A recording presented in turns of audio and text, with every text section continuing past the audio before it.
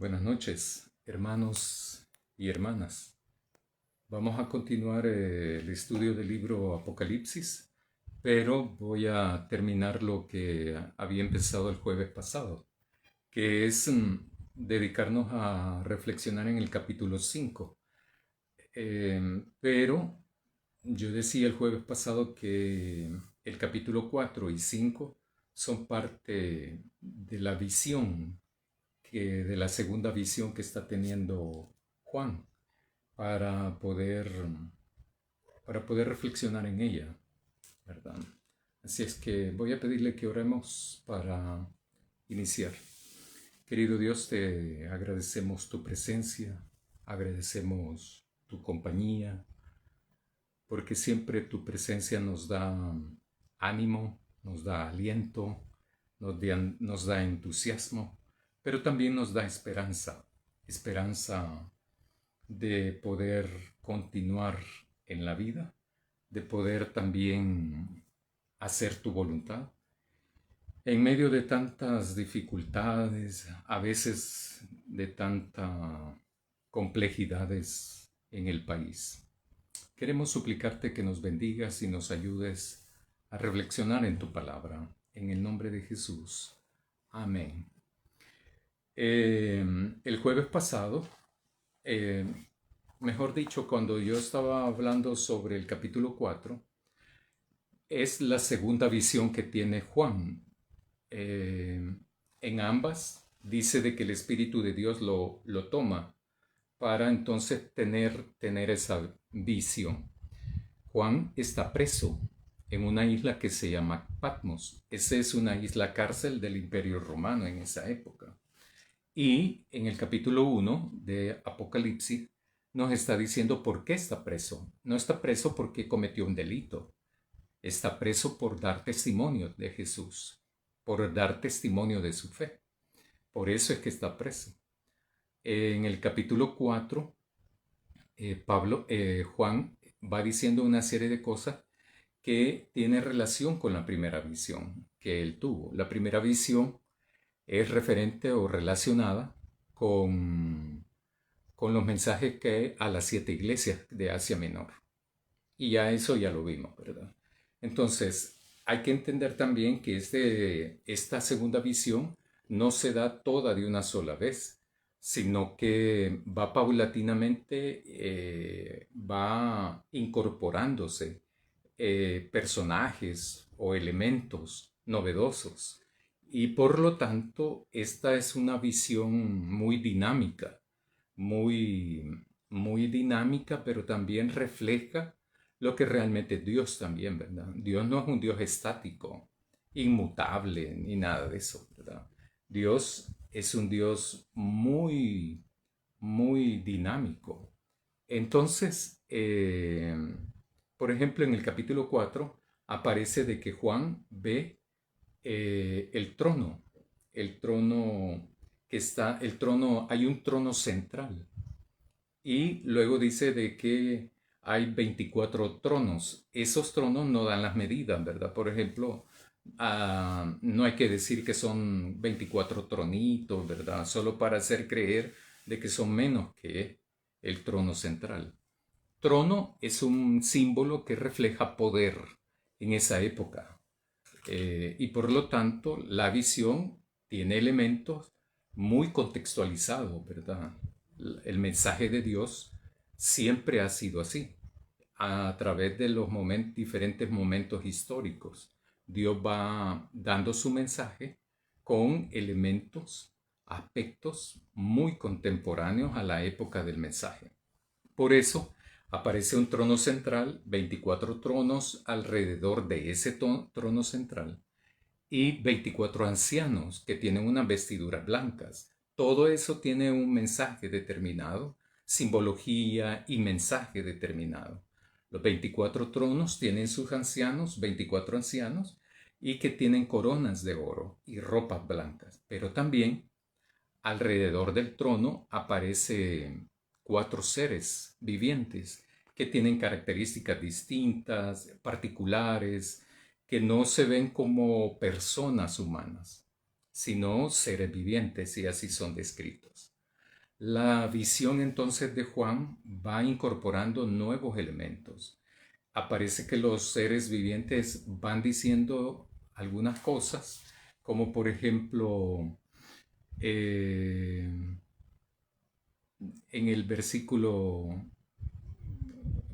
ya el 8, cada uno de los seres vivientes tenía 6 alas, cubiertas por dentro y por fuera de ojos. No descansan ni de día ni de noche y dicen, Santo, Santo, Santo, Señor Dios Todopoderoso, el que era y es y será. Cada vez que los seres vivientes daban gloria y honor y gracias al que estaba sentado en el trono, al que vive por los siglos de los siglos, esos son elementos, detalles, elementos que van determinando y nos van acercando para que uno pueda identificar quién es el que está sentado en el trono. Uno a veces puede pensar que el que está sentado en el trono es Jesús, ¿verdad? Pero no. Entonces, estos seres van diciendo todas esas palabras que son en un tono celebrante para poder entonces expresar las características de Dios y que la persona, quien esté sentado en el trono, es el poseedor de eso, de la gloria, de la honra y el poder. Entonces, después que los seres dicen eso, los 24 ancianos se postraban ante el que estaba sentado en el trono, adoraban al que vive por los siglos de los siglos y ponían sus coronas delante del trono, diciendo, eres digno, Señor Dios nuestro, de recibir la gloria, el honor y el poder, porque creaste el universo y por tu voluntad fue creado y existido, ¿verdad? Entonces ahí, en ese último versículo del capítulo 4, se revela quién es el que está sentado ahí, que es Dios, ¿verdad? El Padre de Jesús, nuestro Padre. En el capítulo 5, en el versículo 1 dice, a la derecha del que estaba sentado en el trono, vi un rollo escrito por delante y por detrás, y sellado con 7 sellos. O sea, refleja prácticamente de que ese rollo tiene un mensaje o muchos mensajes. ¿Por qué? Porque está escrito por dentro y por fuera. Sin embargo, no todos tienen la capacidad de abrirlo. No todos encuentran como la facultad para poderlo abrir. Y porque nos está preparando en la visión a través de Juan y todos los lectores o los oidores, ¿verdad? En aquella época que están escuchando ese mensaje, entonces están esperando de saber quién es el que va a abrirlo, qué es lo que contiene ese rollo. Entonces, el versículo 2 dice, vi un ángel poderoso que pregonaba con voz potente, ¿quién es digno de abrir el rollo y romper sus sellos? Y esa es la pregunta, ¿verdad? Entonces, ya nos revelan quién es el que está sentado. Luego la visión incorpora otro elemento de que a la par del que está sentado hay un rollo que está escrito por dentro y por fuera. Sin embargo, tiene 7 sellos. O sea, tiene un sellado completo, pleno. Eh, entonces aparece este ángel. Entonces, como les decía, ¿verdad? La visión va dinámica y va a pausas, va en proceso esta visión. No es que de una sola vez se revela todo y ya, ¿verdad? Sino que va poco a poco. Entonces el ángel pregunta, ¿quién es digno de abrir el rollo y romper sus sellos? ¿Quién será digno? Nadie en el cielo, ni en la tierra, ni debajo de la tierra, podían abrir el rollo ni examinarlo. O sea, no hay nadie para eso. Ni en el cielo, ni en la tierra, ni debajo de la tierra, ni en ninguna parte. Eso es lo que se plantea el mismo ángel, ¿verdad? Entonces, hay una realidad que está marcando ahí, de que no hay una persona digna. No hay un ser viviente sea este humano o no, que tenga la capacidad para hacerlo, que tenga la facultad para hacerlo. Nadie, ni Juan. Entonces, eso es algo muy importante, porque entonces nos está planteando que la realidad es esa. La realidad que están viviendo en aquella época también es esa. Entonces, en el versículo 3, nadie en el cielo, ni en la tierra, ni debajo de la tierra, podía abrir el rollo ni examinarlo. En el 4, yo lloraba mucho, dice Juan. Yo lloraba mucho porque nadie era digno de abrir el rollo y examinarlo. Nadie. Hay uno. Entonces, en el versículo subsiguientes, pero uno de los ancianos me dijo, dice Juan, pero uno de los ancianos me dijo, no llores, que ha vencido el león de la tribu de Judá, retoño de David. Él puede abrir el rollo de los 7 sellos. Aquí ni siquiera los 24 ancianos, ni siquiera juntos ni uno, ni juntos los 24 pueden abrirlo. Tampoco los seres vivientes, los 4 seres vivientes que están alrededor del trono. Tampoco ellos pueden tener la capacidad de abrirlo, la facultad de hacerlo, o las características para hacerlo también. Entonces Juan, al darse cuenta de eso, llora, dice. Entonces llora. Sin embargo, se le acerca un anciano, uno de los 24, y le dice, no llores, que ha vencido el león de la tribu de Judá y retoño de David. Esas son expresiones, ¿verdad? Muy judías, muy israelitas. Son expresiones que la gente que escucha este mensaje se va a identificar, ¿verdad? Para nuestra época eso no tiene mucho sentido, ¿verdad? Porque nosotros no somos judíos. Entonces, sin embargo, lo que está queriendo hacer referencia a eso. No quiere decir de que Jesús sea el retoño de David, ¿verdad? Porque es de Jesús el que va a hablar. Ya me adelanté.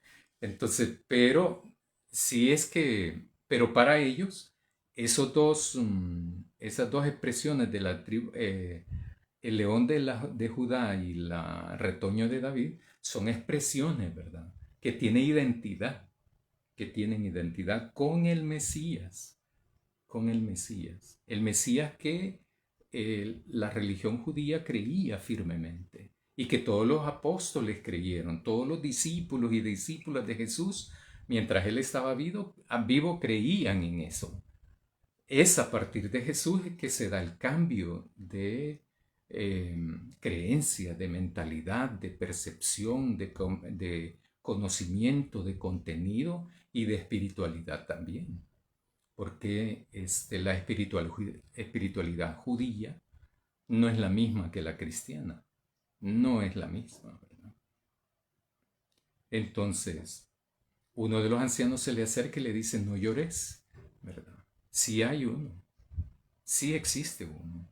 Entonces, entre el trono y los 4 vivientes, entre el trono y los 4 seres vivientes y los 24 ancianos, vi que estaba un cordero como sacrificado, con 7 cuernos, 7 ojos y 7 ojos, los 7 espíritus de Dios enviados por todo el mundo. Entonces sí existe uno, que entonces Juan lo identifica como un cordero sacrificado. En otras versiones dice degollado. Lo que hace referencia es que es la simbología, ¿verdad?, de los sacrificios que se hacían, del cordero que debería de ser perfecto, etcétera, etcétera, etcétera. Entonces, y por lo tanto, se refiere a Jesús y el sacrificio que allí hizo Jesús. Entonces, donde a partir de ahí marca un momento histórico determinado, rompe con una creencia, una práctica litúrgica de sacrificar animales para perdón, expiación de pecados. Entonces ya no es eso. Entonces, porque Jesús es el que asume eso de manera consciente, lo asume, lo realiza y Dios lo resucita, Jesús. Entonces, dice él, ¿verdad? Entre el trono y los 4 seres vivientes y los 24 ancianos, vi a un cordero como sacrificado, con 7 cuernos y 7 ojos. Uno de los comentaristas plantea de que lo de los 7 cuernos y los 7 ojos posiblemente significa que por una parte es poder de los cuernos, es poder, y por otra parte también de los ojos es conocimiento. Debo de enfatizar algo, ¿verdad? Cuando aquí se habla de que Dios tiene amor, poder, Dios o Jesús, cuando tiene eso no es a la imagen y semejanza como seres humanos tenemos y entendemos eso. O sea, el poder como nosotros lo entendemos no es lo mismo como Dios lo ejerce, lo ejecuta. Por decirlo de esta manera, la conceptualización de justicia de Dios no es la misma que nosotros, los seres humanos. El pueblo de Dios lo que tiene que hacer es aprender el concepto de Dios para practicar ese concepto. Hacer el bien, por ejemplo, cuando Dios hace el bien, no es igual que cuando los seres humanos nos dan la gana de hacer el bien. Nosotros somos llamados a hacer el bien de la forma en que Dios lo hace. Y Dios nos lo plantea que lo hagamos como pueblo de Dios. Entonces, lo que pasa es que el pueblo de Dios tiene que aprender cómo es Dios, cuál es la voluntad de Dios, para poder entonces practicar de acuerdo a los criterios de Dios y no de acuerdo a los criterios de una sociedad pecadora, de una cultura pecadora. No estoy diciendo que toda la cultura salvadoreña es pecadora, no estoy diciendo eso, pero hay elementos culturales salvadoreños que sí son pecadores, ¿verdad? Sí son injustos. Entonces, eso el pueblo de Dios no lo puede practicar, no lo debe de practicar. Y uno se rige por la voluntad de Dios. Entonces, dice Juan que en medio de ellos ve el cordero. Y un cordero como sacrificado, como degollado, como sacrificado. Entonces los 7 cuernos y los 7 ojos pudiesen significar poder, plenitud de poder de Jesús, que es el Cordero de Dios. Entonces, y los 7 ojos son la plenitud de conocimiento. Características fundamentales de Dios. Y aquí surge algo muy interesante, ¿verdad? Dice en el versículo 7, se acercó a recibir el rollo de la mano derecha del que estaba sentado en el trono. Es Dios quien le entrega el rollo a Jesús. Y eso es algo muy significativo, muy de validación, de confirmación, de reconfirmación, ¿verdad? Porque Dios confirma a Jesús en el momento después del bautismo también, en donde ha hablado según los evangelios, ha hablado con la mamá, con María, ¿verdad? Pero no ha hablado con Jesús. Hasta después de ser bautizado, le confirma, ¿verdad? Entonces tú eres mi hijo amado, en quien tengo todo el contentamiento, alegría, etcétera, etcétera, ¿verdad? Y lo confirma y entonces con la simbología de la palomita del Espíritu de Dios. Aquí entonces es que es el que está sentado en el trono, es el que tiene la capacidad de agarrar el rollo también. O sea, Dios allí está sentado en el trono central y en la simbología de la ubicación es donde están todos. Entonces, estos 24 ancianos que pudiesen significar también el pueblo de Dios, entonces le rinde también toda la adoración posible, toda la alabanza posible, toda la honra, la gloria, que le expresan que es de Dios. Entonces le reconocen y se quitan las coronas y las ponen abajo, ¿verdad?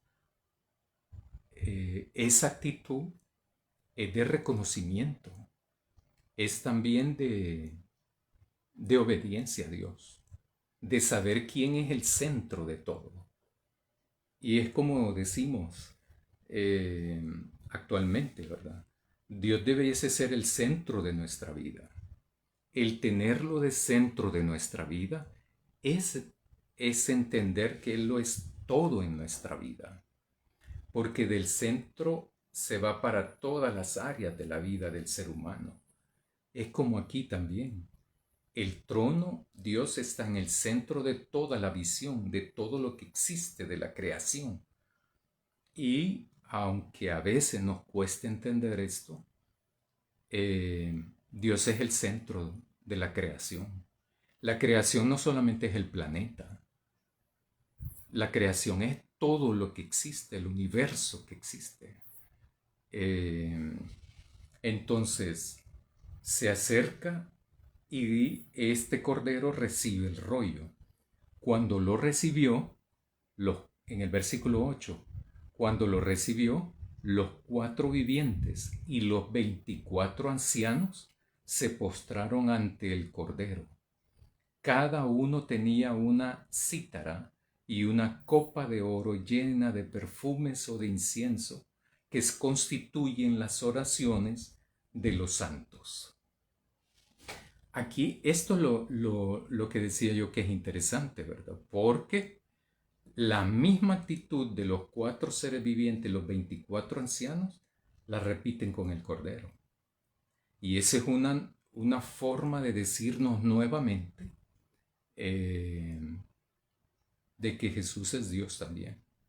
Es parte de Dios, es Dios.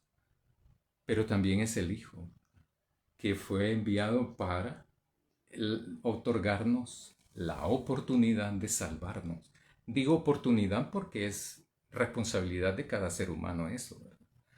Entonces, cuando recibe el rollo, entonces es que todos giran a rendirle también esa actitud de alabanza, de gratitud y de alabanza y de obediencia también.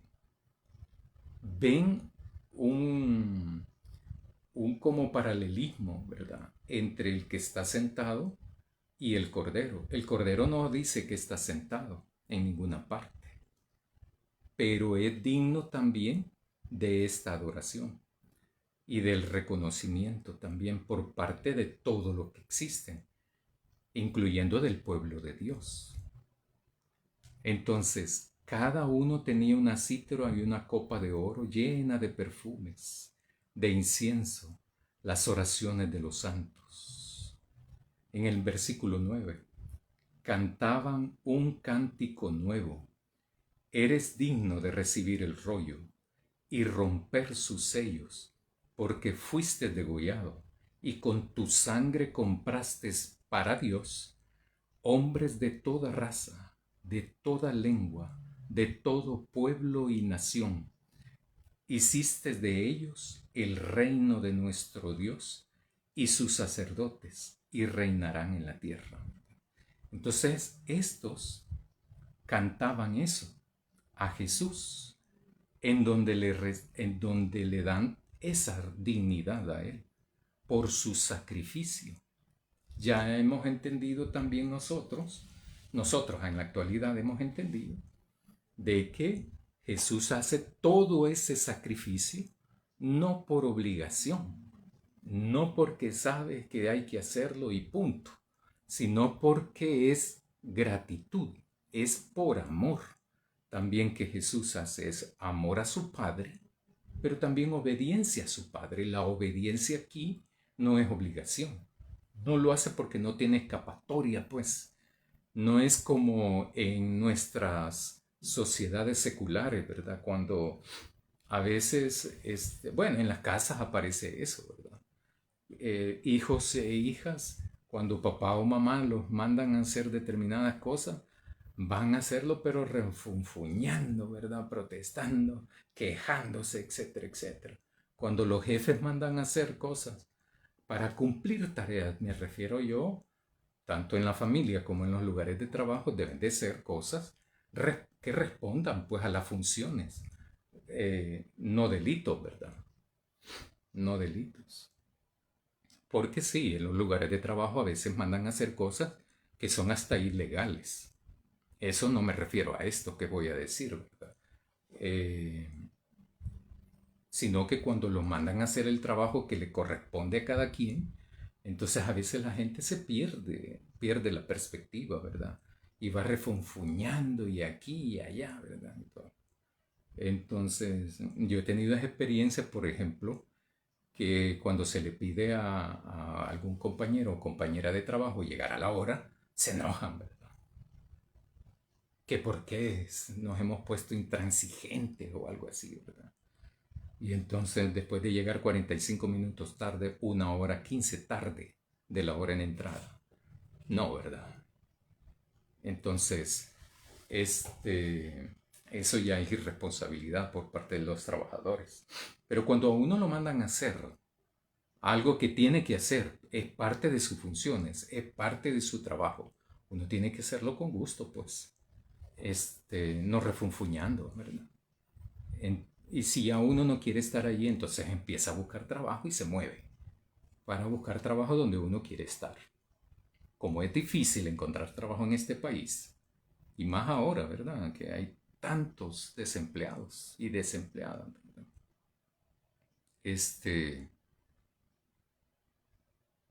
Hay que hacerlo, ¿verdad? Si uno ya no quiere estar, si uno ya no se siente bien donde está trabajando, busca trabajo para donde moverse y ya. Pero a veces los hijos y las hijas también. El papá y la mamá lo mandan a hacer cosas que son, yo me imagino, cosas que deben de ser de parte de un padre y de una madre, y van protestando, ¿verdad? Ahí. No, Jesús nunca fue así. Jesús nunca fue así. Jesús lo hizo por amor. Claro, sabía lo que le iba a tocar, ¿no? Morir violentamente, asesinado violentamente por los autores intelectuales que son los religiosos de su época, ¿verdad? Los que sabían que no tenían que matar a nadie, como uno de los mandamientos. Pero les valió eso que enseñaban y lo hicieron, ¿verdad? Hasta de manera tramposa lo hicieron, ilegal, ilegítimo, tramposa, y lo hicieron. ¿Por qué? Entonces yo me pregunto, ¿tiene sentido, pues, verdad? Que Dios los haya dejado de lado a la religión judía, porque ya no cumplieron con la voluntad de Dios. En este sentido, entonces, Jesús, Dios en su infinito amor, envía a su Hijo y entonces para la proclamación de su reino. Y en ese proceso, ¿verdad? Está lo del sacrificio. Eres digno de recibir el rollo. Eres digno de romper sus sellos, porque fuiste sacrificado. En otras palabras, porque fuiste sacrificado. Y con tu sangre compraste para Dios hombres de toda raza, de toda lengua, de todo pueblo y nación. Hiciste de esos hombres y mujeres un reino para nuestro Dios y sus sacerdotes, y reinarán en la tierra. O sea, el sacrificio de Jesús lo que posibilita es el pueblo de Dios. Entonces, cuando uno entiende eso, no tiene escapatoria más que gustosamente hacer la voluntad de Dios. En este sentido, es que le están reconociendo los 4 seres vivientes, los 24 ancianos, están en plena alabanza, reconociendo. Fíjense bien que esto es otro elemento de que la alabanza, la celebración, porque si ven, todo esto es una celebración. No es llanto, el que lloraba era Juan, pero porque no había alguien digno, pero sí había uno, y es Jesús, ¿verdad? En el versículo 11, me fijé y escuché la voz de muchos ángeles que estaban alrededor del trono. Estos son otros elementos que se acaban de incorporar a la visión de que está teniendo Juan. Entonces, a la visión que está haciendo Juan expuesto. Entonces, porque el Espíritu de Dios lo lleva y lo plantea esta visión, ¿verdad? Lo toma, mejor dicho. Y van apareciendo más elementos, ¿verdad? Aparece lo del rollo, bueno, se identifica quién está en el trono central, quién es el que está en el trono central. Aparece después de que a la derecha del que está en el trono hay un rollo, que tiene ciertas características ese rollo, que no hay nadie, pregunta un ángel. Luego dice el anciano, no, ¿cómo no? Si hay alguien. Y aparece un cordero que dice Juan que está como degollado. Sin embargo, los 4 seres vivientes y los 24 ancianos son los que expresan, los que cantan en alabanza, en celebración. Eres digno no solamente de recibir el rollo, sino de desatar, de quebrar los sellos, de desatar los sellos, de abrir los sellos, para poder entonces entender cuál es el contenido de ese rollo. Porque ese es el punto, ¿verdad? Toda la expectativa esta. Luego aparece después de esas alabanzas, ¿verdad? De celebración, me fijé y escuché la voz de muchos ángeles que estaban alrededor del trono, alrededor de los vivientes, alrededor de los ancianos, y eran millones y millones, y decían con voz potente, digno es el Cordero degollado de recibir el poder, la riqueza, el saber, la fuerza, el honor, la gloria y la alabanza. Cuando uno se imagina eso, cuando yo me imagino esto, ¿verdad? No me imagino algo terrorífico, sino que algo celebrante, como una, prácticamente eso, ¿verdad? Es una celebración, porque esto da esperanza. Hay que acordarse del contexto que está viviendo, lo que están escuchando toda esta lectura de este libro. En las 7 iglesias y en las demás iglesias que fueron posteriormente leídos este libro, porque se fueron sacando copias, ¿verdad?, de él. Entonces, toda una celebración. Esta gente de las 7 iglesias en Asia Menor, el contexto es un contexto, como yo decía en la primera reunión, es un contexto de exclusión, de persecución. Algún momento histórico fueron persecuciones sistemáticas, crueles. En otros momentos históricos fueron un poco más livianas, ¿verdad? Se perseguía de manera esporádica. Pero en otros momentos históricos se puso más álgida la persecución y la exclusión. No era fácil, decía yo en esa ocasión, ser cristiano y ser cristiana, ¿verdad? Tener fe en Jesús no era fácil. Testificar de esa fe, de ese Jesús, no era fácil. No era fácil. Se testifica a la gente que uno tiene, pues, cerca, igual ahora. No hay que estar esperando eventos extraordinarios para eso. Uno lo hace, uno lo debería de hacer en la cotidianidad. ¿Con quiénes? Con nuestros seres queridos, pues, con la familia. ¿Con quién más? Con el vecindario. Y después con los compañeros de estudio, de trabajo. Claro, si nos avergüenza hacer eso, ¿en qué Dios creemos, ¿verdad? ¿En qué Dios creemos?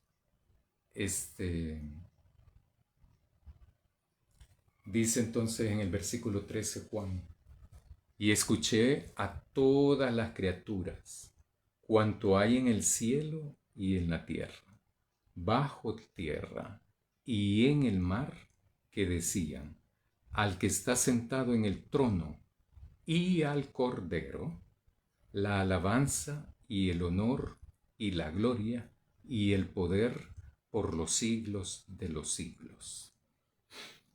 Entonces Juan aquí ya incorpora otros elementos, la visión también. No solo ve a las multitud de ángeles que están en plena alabanza, los 4 seres vivientes, los 24 ancianos, los ángeles, todos están cantando que el Cordero no es cualquiera.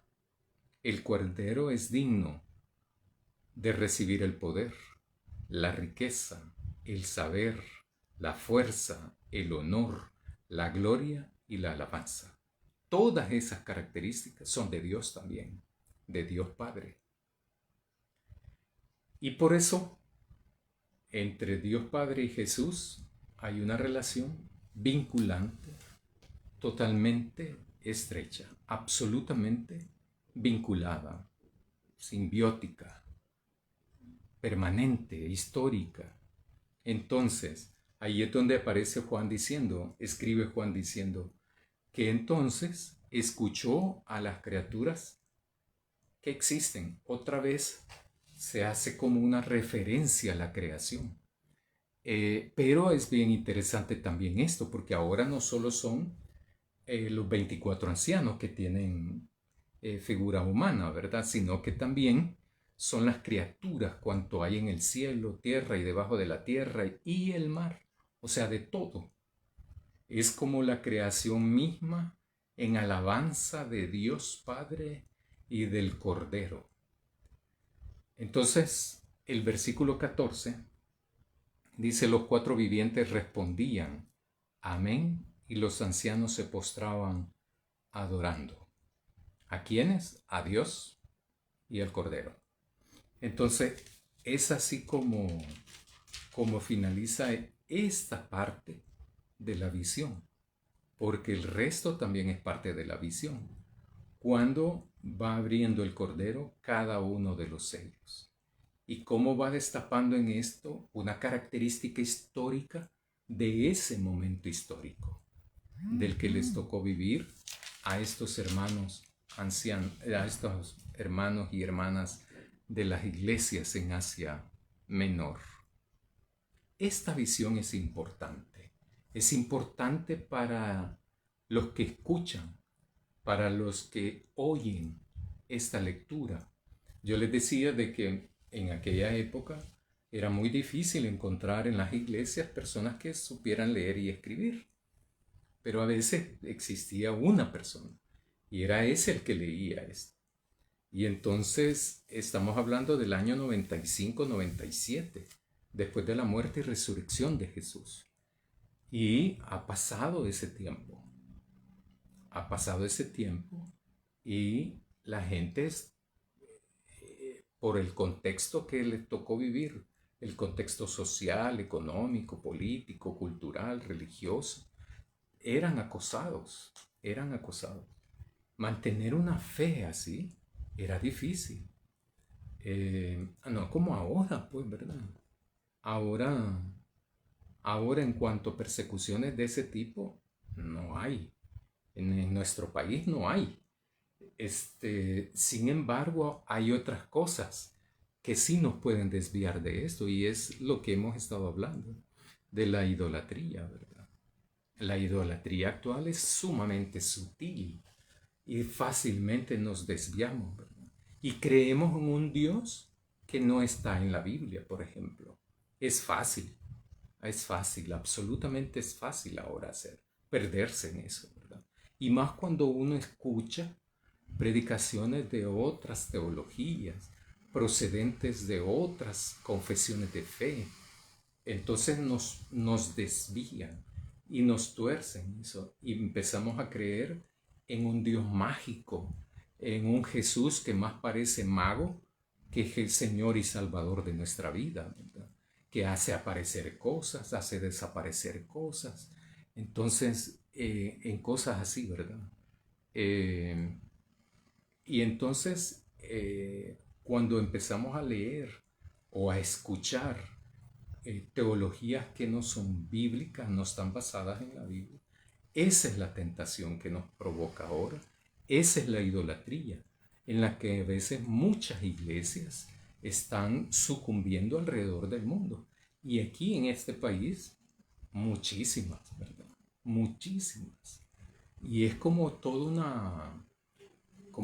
una corriente, o como decimos a veces, ¿verdad? Es toda una moda, ¿verdad? Yo les he contado que en los 80 y 90 yo estuve en un municipio trabajando donde yo por primera vez me di cuenta de que habían iglesias de moda y toda la gente se iba para ahí, ¿verdad? Entonces, ex bautistas ahí los encontraba, después cuando los encontraba me contaban, ¿y dónde está reuniéndose? Ah, estoy en la iglesia tal. 6 meses después, un año después, ya estaban en otra. ¿Por qué? Porque la moda era esa, ir de iglesia en iglesia, ¿verdad? Gravitando. Y eso es difícil, ¿verdad? Eso es difícil. Porque andamos buscando un Dios de acuerdo a nuestra imagen y semejanza. Y es todo lo contrario. Nosotros tenemos que comportarnos de acuerdo a la imagen y semejanza de Dios. Entonces nosotros somos los que tenemos que hacer la voluntad de Dios, no Dios hacer la voluntad mía. Yo le suplico, yo le pido a Dios, yo le suplico a Dios, yo le ruego a Dios para que me sane, para que me ayude, para que me proteja. Eso sí, hay que hacerlo, pues, porque hasta Jesús nos enseñó eso. Bueno, les enseñó a los discípulos y por lo tanto a nosotros. Eso hay que hacerlo, pero también ser pueblo de Dios significará tener esa convicción como la que tienen estos 24 ancianos. Ser pueblo de Dios significará tener la misma convicción, la misma fe que los 4 seres vivientes estos. De tener plena convicción, plena claridad de que quién es el centro de mi vida. ¿Dónde está Dios en mi vida? ¿Dónde he colocado yo a Dios en mi vida? En el centro. Entonces hay que comportarnos como tal. Y por lo tanto, hacer su voluntad, no por obligación. No refunfuñando, no haciendo rabieta, ¿verdad? No porque hay que hacerlo por obligación, sino que hay que hacerlo por gratitud. Entonces uno hace la voluntad de Dios, por eso. Uno tiene fe en Jesús, por eso, pues, ¿verdad? Claro, para tener fe en Jesús, fe en Dios hay que conocerlo, ¿verdad? La fe viene del oír, pero el oír ahí significa del conocimiento, pues. Uno tiene fe en lo que conoce. Lo que no conozco, no le tengo fe, ni le tengo confianza, ni tampoco le tengo amor, ni le tengo esperanza a lo que no conozco. Entonces, tener fe en Dios, en Jesús, tener amor, confianza y esperanza en Dios y en Jesús es porque le conozco. Y por eso es que entonces necesitamos tener conocimiento, aunque no solamente eso, sino que también identidad con Dios. Y es eso lo que se plantea en esta visión, tener identidad con Dios y de Dios. Y por eso llegar a, como dice Pablo, ¿verdad? Pablo, hay algo que me fascina de Pablo cuando dice, ya no vivo yo, sino que es Jesús, es Cristo el que vive en mí. Y ya yo no vivo yo para mí, sino que vivo para Jesús, para Cristo. Eso es de tener ya la identidad. Entonces, tener fe en Jesús implicará todo eso. Tener fe en Dios implicará todo esto también, hermanos y hermanas. Ser digno a Jesús es por de romper los sellos, de abrir, de recibir el rollo, romper los sellos y darle lectura al rollo, la dignidad le viene del sacrificio que hace por amor. El sacrificio lo hace por amor a su Padre, pero también por amor a la gente, el amor a los seres humanos. Depende de nosotros dignificar ese sacrificio, ¿no? Con nuestra actitud, con nuestra vida también. Eso es testificar de Jesús, testificar de nuestra fe, con otra gente, por supuesto. Eso es lo que tenemos que hacer nosotros en el diario vivir o en la oportunidad que se nos presente, pues.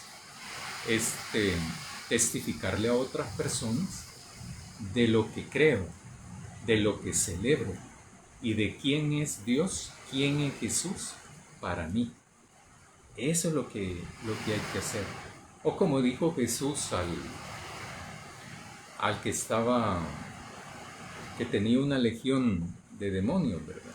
Le dice, ve y cuéntales a tu gente todo lo que Dios ha hecho contigo. Eso es todo. No hay que hacer discursos elaborados, articulados. No. En la sencillez y humildad que eso representa. Eso es lo que hay que hacer. Hermanos y hermanas, entonces eso hemos terminado la primera parte de la visión. En los subsiguientes jueves vamos a ir viendo sello por sello para ir viendo cuál es el mensaje que Dios tenía, que Jesús tenía para las iglesias de aquella época y por lo tanto para nosotros ahora, en este contexto que nos toca vivir. Oremos, hermanos y hermanas. Querido Dios, te agradecemos porque con Jesús encontramos un Cordero que no solamente quita el pecado del mundo, sino que también es el Señor de este mundo, sino también es digno de toda nuestra adoración, nuestra alabanza, nuestro amor, pero también de nuestra fidelidad. Ayúdanos a ser fieles a Dios, pero también a Jesús. Ayúdanos a tener esperanza en Dios y en Jesús. Te lo suplicamos en el nombre de Jesús. Amén. Buenas noches, hermanos y hermanas.